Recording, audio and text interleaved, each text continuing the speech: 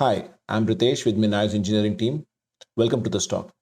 In this talk today, I'm going to talk about the intersection of VMware and cloud native storage. There are some interesting challenges that emerge when you try to bring a cloud native storage offering on-prem. VMware has comprehensively solved those problems. I would like to dive deep into what VMware has done to fix it. And if you were to decide to bring on a cloud native storage offering such as an object store, I would like to talk about the factors you should keep in mind when making any decision. These are important factors that help you decide whether the object store is right for you or not. Before we dive deep, let's discuss these trends that create the backdrop in which these solutions were designed and implemented. First of which is data is growing. It has been growing in capacity and it is increasingly core to the business strategy that's being executed. The cost of managing data has also increased, even though dollar per gigabyte has gone down. It is fairly common these days to find petabyte scale object stores on-prem. And I would like to say that petabyte is a new terabyte. At one point in time, terabyte used to be a huge number, and now it's a small number. And the same is going to be true for petabyte. The applications that generate and consume this data are also written fundamentally different today than they were in, say, 8 years back. These applications are typically written as microservices that talk to each other using RESTful APIs. These applications are built using containers, rather packaged using containers, and they are managed and orchestrated in orchestration frameworks such as Kubernetes. Every company is fundamentally revisiting how they write applications within their enterprise. And over the next decade, you're going to see a huge shift in the volume of applications that are written in this style. What does this mean for the IT department? This means that the IT department is fundamentally core to the speed at which a business can execute. The IT department needs infrastructure that is elastic. They need to invest in automation. And these are layered on top of existing responsibilities around resilience, scalability, and security.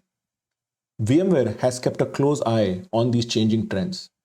And to their credit, they have realized that they need to adapt to address the needs for the next decade.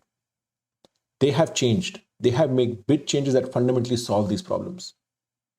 Historically, an IT operator would have a data center, which is broadly classified as the ESXi clusters, network, and storage that you would manage using vCenter. Now, VMware has gone ahead and added Kubernetes into the heart of vSphere. Kubernetes is the fundamental building block for how they plan to solve all cloud native needs for applications, for storage, and for enterprises. This supervisor cluster in turn can spin up namespaces in which there can be other Kubernetes clusters, virtual machines, or native pods. The IT operator now has a tenancy model where he assigns resources to these namespaces. Within these namespaces, he can choose which services are enabled or offered to a DevOps team. The developer or the DevOps team has then the freedom to tailor make their infrastructure that they need. A developer gets the freedom to move fast while the IT operator continues to keep control over the data center and meet their responsibility. You get to keep what worked and you get to bring in the changes that you need. This is a powerful model and this will enable private cloud to truly take off.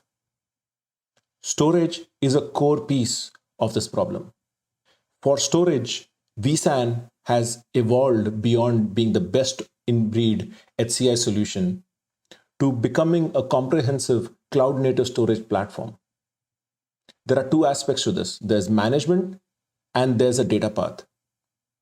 What vSAN has done is allowed other cloud native storage offerings to feel at home within vSAN, within vSphere.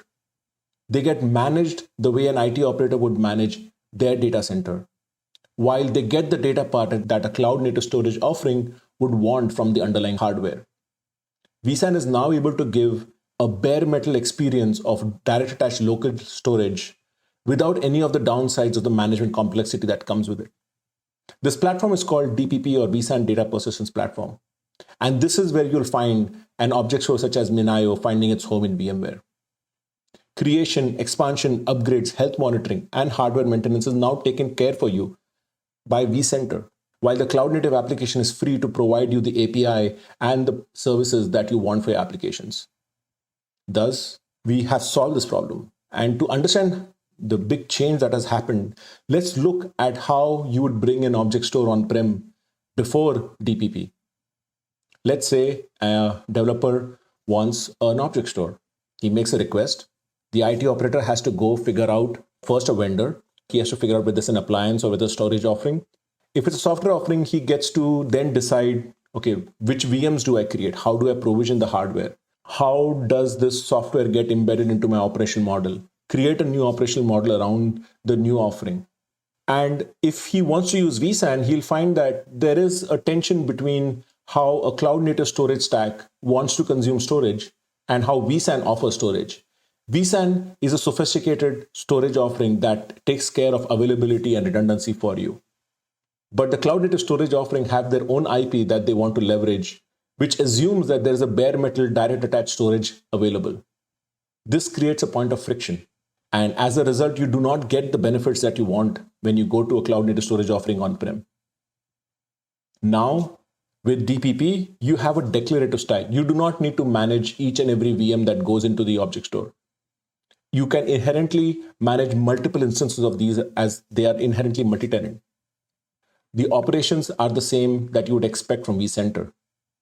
And vSAN now allows you to have storage efficient access. What that means is you get your local direct attached storage that an object store or something that's a NoSQL database might expect without paying twice the cost for durability and availability. Now a developer has to just make his intent known. An IT operator can go ahead, carve out resources, enable the service and give it to the application developer who can then customize it to his need. And then the developer can write an app which works against the service. The developer gets a self-service model and the IT operator gets to manage the data center. There is no friction. Both of them feel empowered and are able to move at speed. In September, Minayo was announced as a design partner for this offering by VMware.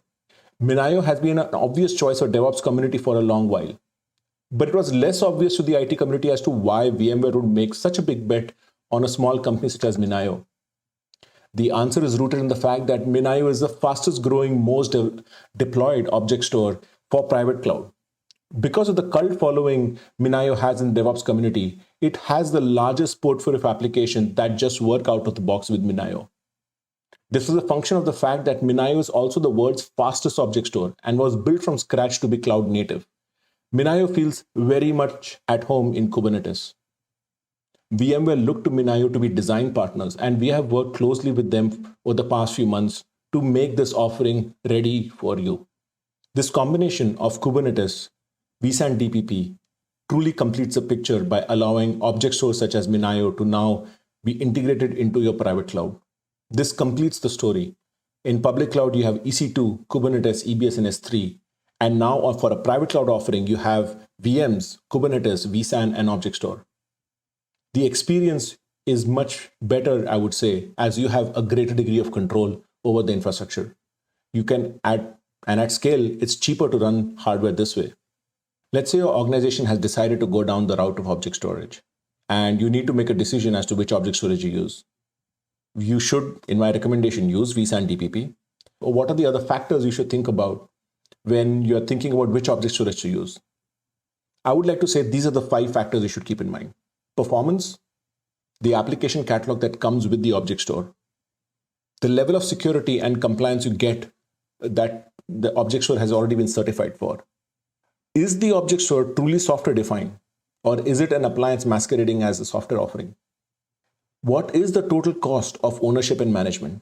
These are core fundamental tenets that you must address if you're bringing in an object store to your private cloud that will grow to petabytes and exabytes. Why does performance matter? You might say. A lot of people think that object storage is for cold storage, or it is for archiving, or it is for large objects. It's true, object stores can be used for those use cases. But over the past 5 years, object stores have fundamentally changed in how they are being used. Almost every ML AI stack out there assumes data being streamed in from an object store. You want an object store that exposes the underlying hardware's capability. An object store should not introduce an artificial bottleneck into your data path due to its architecture or its implementation choices. The fact that an object store can be used for low latency, high throughput applications means that a wide range of applications will now find home with an object store.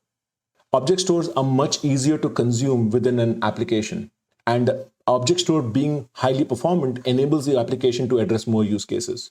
Your application will end up looking a lot simpler because they don't need to deal with caching architectures. Your object stores are much simpler to manage because you do not need to have a tier of caching on the back end. Overall, it brings simplicity to your application stack that the underlying storage you depend on is fast. So yes, performance matters quite a bit when it comes to object storage. It's no longer the cold tier. In addition to performance, there are many other factors that bring in application adoption. You should consider application adoption very seriously. An object store is an API. An object store is ease of use, is simplicity. And if an object store nails those features, large pool of applications get ported to it. This is just a small sample of the applications that have documentation on how to run against Minayo.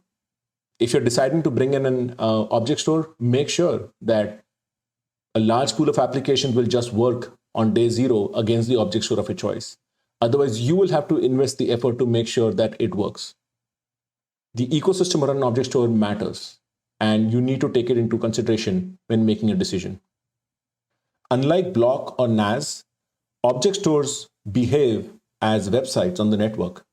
They have a REST endpoint. They talk HTTP. You have a broader attack surface for the APIs, because of which security is paramount. Is the data secure on the wire? Is the data secure on disk? The objects that tend to be stored in an object store tend to be a wide variety. They are often accessed as single units or managed as single units. You can set policy or you can set encryption on a per object basis. These are powerful primitives, being able to decide what is the encryption key for every given object. The data you store within an object store might have compliance needs.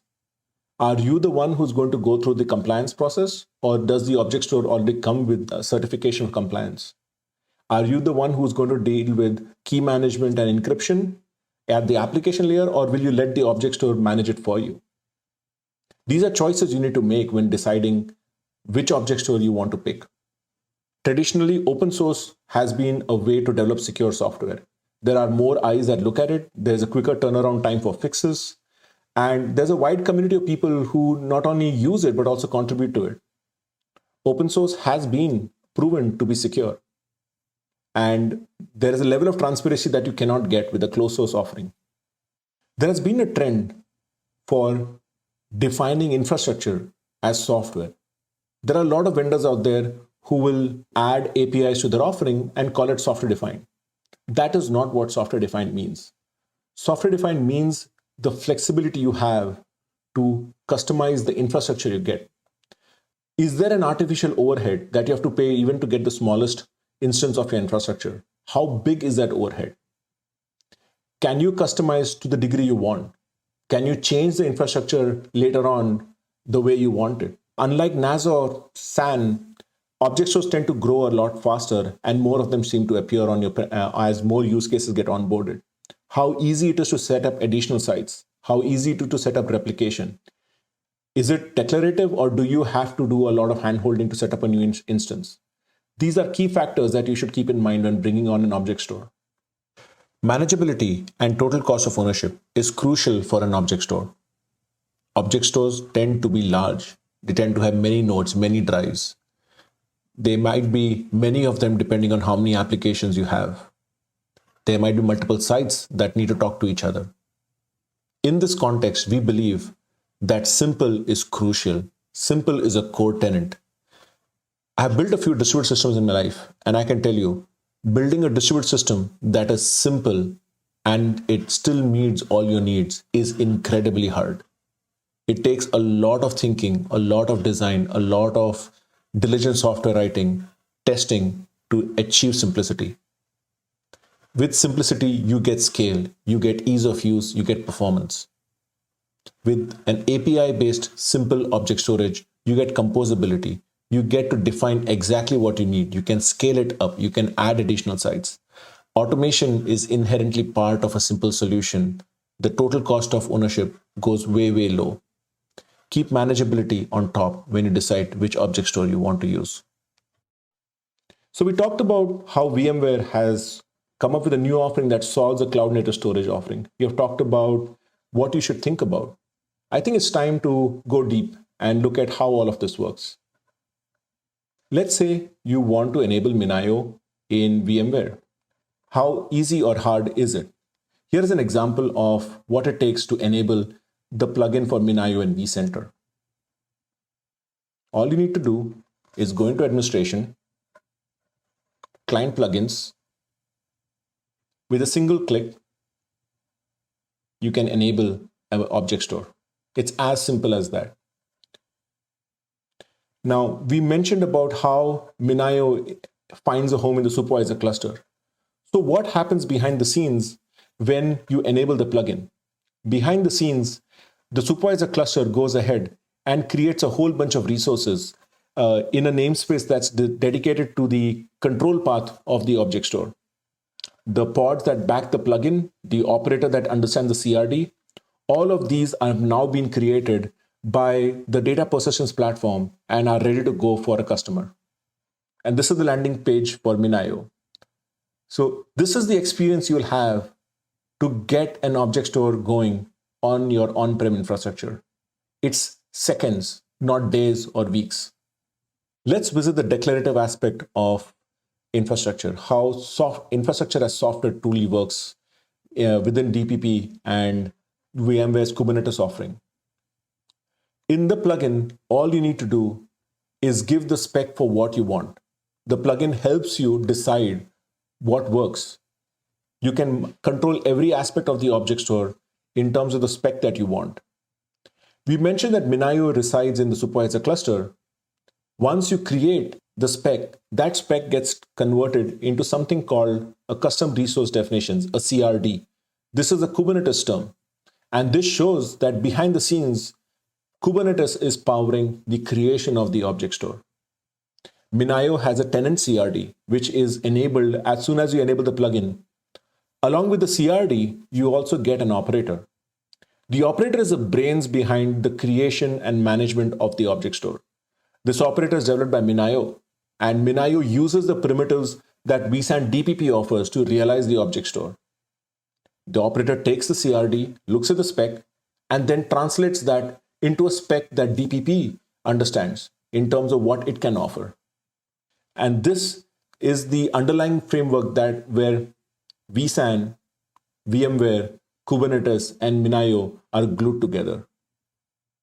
We talked about how easy it is to create a single instance using a declarative style. You can create more than one of these instances. So how does that work? Let's say you have a bunch of hardware that you are managing. It's all under vSphere's control. Now, what you have is the ability to carve out namespaces and assign resources to those namespaces. Each of those namespaces can get their own storage capacity, can get their own RAM, CPU, can get their own users who are allowed to make changes to that namespace. Then the vSphere can decide which cloud native storage offering is to be exposed. It enables that plugin. The plugin then spins up its own operator. And this operator is what is going to be the brains behind the multi-tenancy in coordination with Kubernetes and DPP. So far, everything over here is managed by the vSphere admin. This is what he sets up. And once he sets this up, he can choose to move away and let the developer run the show from there. The developer can then write a CRD using the plugin, which causes the operator to create the Minayo instance in that namespace within the bounds that have been created for that namespace. This object store then provides an endpoint that an application can use to talk to it. From there on, you have an object store ready. And this is a self-serve model. Everything after the Minayo operator is done by the developer. He can choose which apps, which VMs are talking to the object store. This is multi-tenancy for at cloud scale on-prem for you. Let's look at this in action. We will create a tenant, we'll create another tenant and show how these two tenants live in two different namespaces. This is the act of creation of one of the tenants. We already seen the plugin page. In this plugin page, all we need to do is create the tenant. Before that, let's go and create a namespace in which this object store will be created. The namespace is a Kubernetes concept, and the name has to be DNS compliant. And this has to do with how Kubernetes manages networking. In this talk, we haven't really talked about networking, but that's an amazing topic to talk in itself. Take a note, you have the choice of assigning permissions, storage, and even bring up another Kubernetes cluster inside the namespace that you just created. We plan to use vSAN Direct, so we go in and add storage. We add vSAN Direct as the storage of choice. We can also go ahead and set limits. So let's go and see the declarative nature of creating a MinIO instance in a namespace. As you remember, the operator takes in a CRD, and this is the act of creation of that CRD for you. We select the namespace, we select the type of storage we want. We have a whole bunch of configuration options. We can customize whether there is identity managed, whether you want encryption at rest and encryption on flight. You can enable server-side encryption of objects. You can tailor make the size of the cluster. You can decide the RAM, the number of nodes, how much capacity. You can choose your erasure coding settings. For those who are familiar with erasure coding, it's a way of protecting your data in a distributed system. Once this is done, you can go ahead and create the instance. You get the access keys for access once it's created. Now, remember that there is an entire operator framework that's doing the orchestration for you. You are not creating the VMs. You are not creating the disks. You're not deciding which VM is going on which node. All of that is taken care for you by the backend Kubernetes engine. Over here, you can see behind the scenes, there are containers being created, there are volumes being created. And during this process, you can track the health of the cluster. Once it's up, the health will be green. And you know you're good to go at that point in time. And this can be done by the developer or the IT admin, depending on your operational model. And at the end, you have the service as green. On the left, you can see the namespace and the resources that were created to back the object store. You can see the detailed view of each and every resource, which disk is it using, what are the Kubernetes labels on it. You get the full insight for how the infrastructure was created underneath the covers. And this is really powerful. Remember, from one pane of glass, you are getting to manage your entire data center, as well as bring up an object store and gets insight into its health, into its physical resources, into the networking, into the permission that you've configured for that object store. Now let's change gears a bit and visit storage, the lowest level, and understand what vSAN has done to enable cloud native storage. We talked about it briefly, and I think this is time for you to understand what it really means. As you saw in the demo, we used vSAN Direct as our choice of object storage, of the storage powering the object store. If you were to deploy an object store, you have three choices. You can have bare metal, you can have vSAN, you can have vSAN Direct. Let's look at the pros and cons of each. Bare metal, you would have to come up with all the operational aspects management on your own. Installation, management, deployment, everything is something that you need to come up with as to how you take care of it. With vSAN, all of that is automated for you. You also get redundancy and availability built into vSAN. That means your data is secure, it's highly available. But it's not quite cloud native. What that means is if there is a cloud native offering that wants to bring in its own IP as to how it manages storage, it runs into friction. What vSAN Direct offers is the ability to manage the same way as you would manage your vSAN cluster, but get direct attached local experience within your Kubernetes cluster. It's cloud native. Your object store, your NoSQL database can bring its IP around storage management on top of vSAN. This is truly the best of both worlds, which is going to be groundbreaking for private cloud. Now let's look at how vSAN Direct and Minayo erasure coding work together. In this picture, you have 16 Minayo pods, which are back in the object store.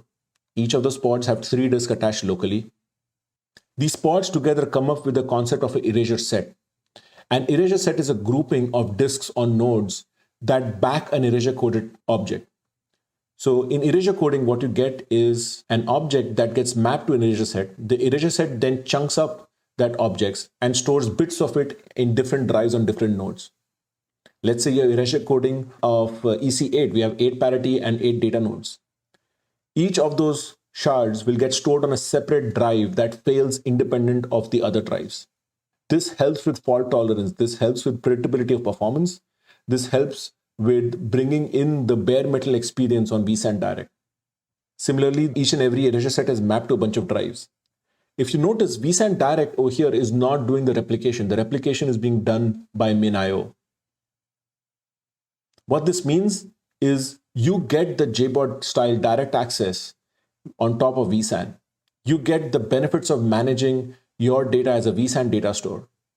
Your provisioning is automated. As you saw with the demo, when the tenant is being created, each and every disk placement provisioning is not managed by you. It's been taken care of by the DPP platform. The disks are independent. That means the fault handling is independent. When you decide to delete and tenant, the deletion of the disk is automated. Imagine doing that at scale for clusters that have 60 drives and there are 50 or 100 nodes in the cluster. That pain would be yours if it was a DIY solution. But over here, vSAN takes care of it for you. And at the end, you get the data path that you truly want due to the logic that's embedded in the cloud native storage offering. This is a game changer in terms of on-prem object storage. Let's change a gear and visit manageability. We talked about how it is important to have TCO and management. Within vSAN, you get your vCenter management experience, which has been enhanced to meet the needs of object storage. As you can see in this demo, you can get the breakdown of storage capacity up to each and every individual plugin. You can inspect each and every virtual volume that Kubernetes has created, how it maps to the physical reality. So without going into details of every screen over here, what that means is that you have an underlying cluster, which has a bunch of physical disks. On those physical disks, you create Kubernetes volumes. Those Kubernetes volumes are used by pods. Those pods run on nodes. You can map any which way you want. You can look at which plugin has which tenants have which pods have which volumes, or which pods are running on which nodes. On those nodes, which are the volumes that those pods are using, which are the actual physical disks that is backing those virtual volumes of Kubernetes. All of that insight can be had from vCenter itself. This is pretty powerful. This means that in one pane of glass, you can manage right from your hardware to everything that abstracted as an object storage at the end. This level of management, if you were to recreate on a bare metal experience, would be a significant effort if you're doing it on your own. And I do not think there is a vendor who comes anywhere close to what VMware is offering. One of the most important tasks for an IT administrator is dealing with faults when they happen in a data center. A node goes bad, a disk goes bad, a switch goes bad. vCenter allows you to manage your faults and perform maintenance tasks. And now vCenter has allowed you to layer an object store on top. This object store is itself responsible for durability. What if you want to shut down a node? Do you know, is it safe to shut down that node? Will your object store go offline? Will you lose data? What if 2 nodes have to be shut down? What if 3 nodes have to be shut down? You know, erasure coding settings are pretty high. What does that mean for your object store? VMware has thought through all these problems, and they have made sure that your maintenance tasks in VMware are safe. In this demo, I have a Minayo tenant that is sitting on 4 nodes. Now, from the tenant plugin view, You can get the details of which nodes a given tenant is using. The same way you can look at which pods for which tenants are on which physical node. In this case, I want to perform maintenance operation on node 6. I need to replace the entire node. All the data is going to go away. I can go into maintenance mode and I can set it to maintenance mode where all the data has been extracted. Now I find the physical node that I want to put into maintenance mode. I set the maintenance mode to drain. What that means is all the data needs to go. Behind the scenes, what happens is the DPP platform, as part of the maintenance, talks to Minayo and asks whether it's okay to shut down this node. Minayo, in turn, based on the faults it has seen or the status of replication for itself, gives it a thumbs up or thumbs down. This capability is crucial when you have lots of tenants running on 50, 60 nodes, and there are hundreds of thousands of drives, and you need to now do hardware maintenance. How can you reason about it? Without this level of integration, it would be extremely difficult for you to safely perform maintenance operations. Similarly, there's software upgrade. There is Minayo's upgrade itself. All of those are integrated into the experience. You do not need to come up with a completely new operation model. At the end, we can see that node 6 is gone and there's a new pod which is running and healthy and it's running on a different node.